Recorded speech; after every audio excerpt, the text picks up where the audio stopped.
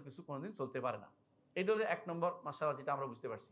দ্বিতীয় মাসআলা আমাদের জানা দরকার এখানে, সেটা হচ্ছে যে তাকদীরের মাসআলার ক্ষেত্রে কখনো কোরআন এবং সুন্নাহর বাইরে যাবেন না।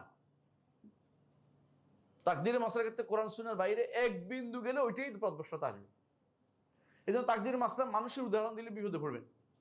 অনেকে দেখবেন যে, দেখলাম পাকিস্তানে এক বাংলাদেশি না পাকিস্তানে এক ভাই, হ্যাঁ, আমাদের উর্দু ভাষী একজন, দেখলাম যে উত্তর দিতেছেন, তিনি উদাহরণ দিচ্ছেন ছাত্র পাশ ফেলের উপর।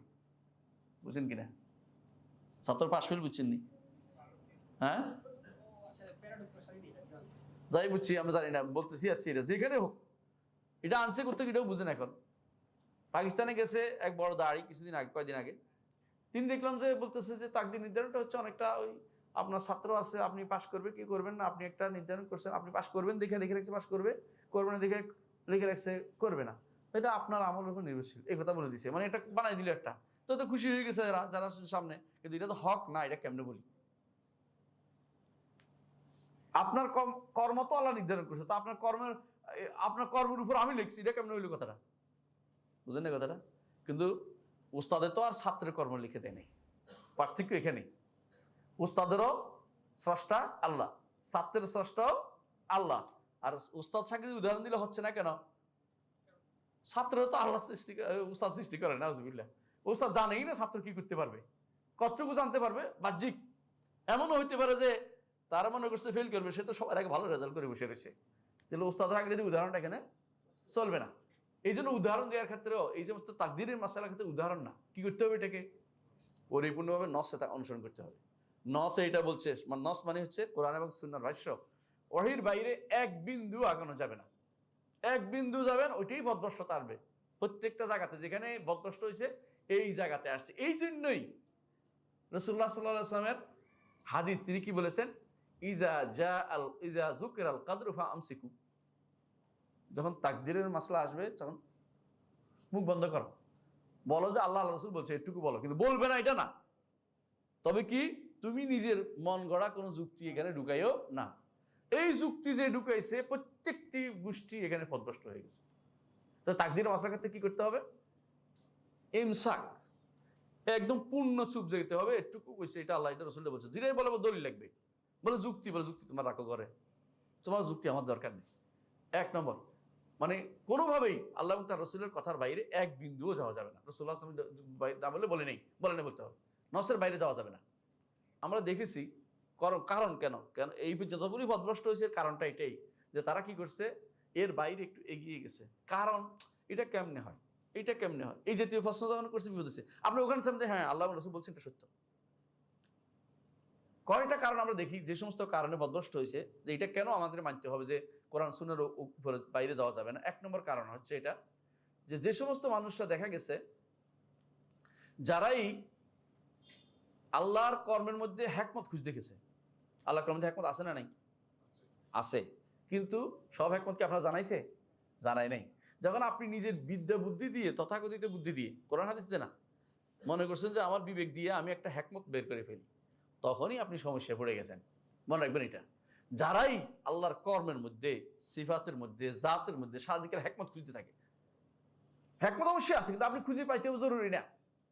হিকমত অবশ্যই আছে, ফেউল হাকিম লা ইয়াখলু আনিল হিকমা, হাকিমের কোনো কাজ হিকমতের বাইরে নাই, কিন্তু আপনার পাওয়া জরুরি না। আপনি সব পেয়ে যাবেন এই কথা আশা করেন না, কারণ এটা কি গায়েবের একটা অংশ। গায়েবের অংশ আপনি সব জানাবে না। এই হিকমতের জায়গা যে ব্যক্তি বলছে, সেই ব্যক্তি যে আমি জেনে গেছি বা আমার জানার সুযোগ ভুল করেছে। কারণ হচ্ছে কি জানেন, হিকমত কখন আপনি কখন হিকমত পাবেন বলেন তো? যখন তার মতো কিছু দেখবেন। আল্লাহর কর্মের মতো কিছু দেখছেন? হাল তাআলামু লাহু সামিয়্যা, তার মতো কিছু কি আপনি কোনদিন দেখেছো? তুমি কি দেখতে পাও নাই? তাহলে আল্লাহ এর মতো কিছু দেখতে পাইনি, সুতরাং আমি হিকমত দেওয়ার সুযোগ করতে পারতেছি না তার কর্মের। দ্বিতীয়ত এমন হইতে পারে যে আমি এই হিকমতটা শিখে নিছি, এখন ছিল কার থেকে শিখছেন? আপনার এই বিদ্যা কি কোরআন সুন্নাহ নবীদের বিদ্যা? না। যদি এই বিদ্যা যদি কোনো গ্রিক দার্শনিকদের হয়, যদি এই বিদ্যা যদি কোনো কালাম শাস্ত্র বিদ্যার হয়, তাহলে আপনার কাছে রাখেন, এটা আমার একটু দরকার নাই, এটাকে দূর রাখতে হবে। তো যারাই আল্লাহর কর্মের মধ্যে ইল্লত খুঁজতে যাইয়া অনেক জায়গাতে তারা সীমা লঙ্ঘন করে গেছে। কারণ জগতের কিছু ইল্লত আছে, কারণ আছে, আছে না? আর কিছু কারণ আছে শরঈ কিছু কারণ। শরীয়তের কারণটা আলেমরা সহজে বুঝতে পারে, আল্লাহ বলেও দিয়েছে অনেক জায়গাতে। কিন্তু সূর্য পূর্ব দিকে আল্লাহ উঠাইছে কেন, এটা খুঁজে বের করতে পারবেন? আচ্ছা, তো এদিকে উঠাইতো, দক্ষিণ দিকে উঠাইতো, আপনার কি সমস্যা ছিল? এটারও একটা হ্যাকমত বার করেন বসে বসে, এটি কোনো বেহুদা কাম। এগুলি করতে যাবেন না, আল্লাহ এটা করছে, আল্লাহ তাআলা হয়েছে এটা, এটা হ্যাকমতের কোনো আমার দরকার নেই, এখানে খুঁজে খুঁজে বেশি। আল্লাহর আফআল দুই রকমের আছে, আফআল শারঈয়া, আফআল কাউনিয়া। আপনি আফআল শারঈয়ার হ্যাকমত অনেক আলেমে জানেন, সবগুলি জানেন এটাও বলা যাবে না। যেমন একজন আমাকে জিজ্ঞাসা করতেছেন যে শুকরের মাংস তো দেখতে নরম টরমই, হ্যাঁ, তো হারাম হইল কি জন্য? এবং সারাদিনকে আপনি হ্যাকমত বের করবেন, এটা আল্লাহ নির্দেশনা দিচ্ছে, এটা আল্লাহ নির্দেশটা খাইতে না, এটা খাবো না, কারণ এটা হলো আল্লাহর পরীক্ষার জায়গা। যে আমার এই কথাটা শুনে কি না বান্দা দেখি, নাকি হ্যাকমত খুঁজে, হ্যাকমত খুঁজে, বুঝেন না কথাটা? একজন বলতেছে আমার, যেমন দেখেন একজন বলতেছে 6 মাস দেশের বাইরে ছিল আমার স্বামী, ওখান থেকে তালাক দিছে, আমার ইজ্জত পালন করতে হবে কেন? কেমন লাগে? বললাম যে আপনাকে ইজ্জত পালন করতেই হবে, যত সমস্ত সালাকি চলবে না। কথা বলুন যে আমার কাছে ছিলই না, আর ওই সমস্ত সালাকি চলবে না। শরীয়ত বলেছে যে এটা মানতে হবে আপনাকে। এখানে হ্যাকমত আপনার বুঝে না আসলো আমাদের কিছু যায় আসে না, এখানে হ্যাকমত বুঝে না আসলো আমার কিছু যায় আসে না, বুঝেন না কথাটা? অনেক জায়গার হ্যাকমত কিন্তু জায়গা মতো লাগাই দিলে হয় না। অজু গেছে গা পিছন দিক দিয়া, অজু করলেন সামনের দিক দিয়ে, এখন হ্যাকমত বের করতে পারেন সারাদিন, এই হ্যাকমত চলবে না। সুতরাং আফআল শারঈয়া, আফআল কাউনিয়া, আল্লাহর এগুলির মধ্যে আপনি সারাদিন হ্যাকমতের পিছনে দৌড়ান, একসময় আপনি কি করবেন? বিভ্রান্ত হয়ে যাবেন, কারণ শখ হ্যাকমত আর ধরতে পারবেন না। হ্যাকমত আছে আল্লাহ তাআলা, যেটা হ্যাকমত তিনি জানেন, সবকিছু তিনি আমাদের জ্ঞান দেননি। ওমা উতীতু মিনাল ইলমি ইল্লা কালিলা। আমার দুই পাশে, হ্যাঁ, দুই পার্শ্ব দেশের মাঝখানে একটা জিনিস বাস করে, জীবনে দেখিনি, কেউ দেখেনি। দেখি রূপ, দেখছেন? এটা উঠে নামে আলাদা হয়, হ্যাঁ, এটা দিয়ে আমি চঞ্চল ফিরে পাই, কিন্তু অথচ আমি দেখতে পাই না। এই পর্যন্ত মানুষদেরকে আল্লাহ তাআলা এটাকে অপারক করে দিয়েছে, বলেছে ওমা উতীতু মিনাল ইলমি ইল্লা কালিলা। খুব জ্ঞান এলেম পাইছে, আর বেশি এলেম, খুব কম এলেম পাইছে, এর বেশি দরকার নেই, তোর খুঁজে পাবে না কোনোদিনই। সুতরাং যেটা বললাম, তাহলে বোঝা গেল যে এই সমস্ত আল্লাহর আফআলের মধ্যে তালিল খুঁজতে যাবেন না, মানে কারণ খুঁজতে যাবেন না।